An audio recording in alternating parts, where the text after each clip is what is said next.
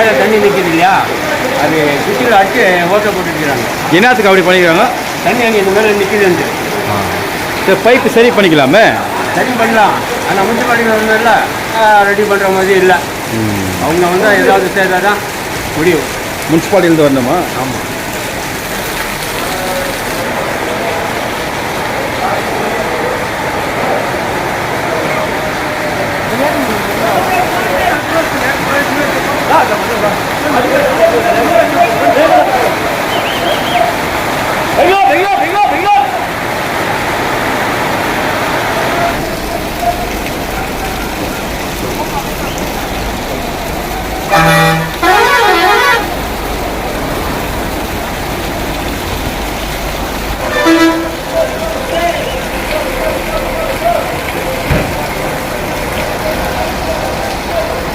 ரெண்டு மாதமாக வெயிலில் மக்கள் அவஸ்தப்பட்டு இப்போ ரொம்ப குளிர்ச்சியாக ரொம்ப சந்தோஷமாக இருக்கிறாங்க.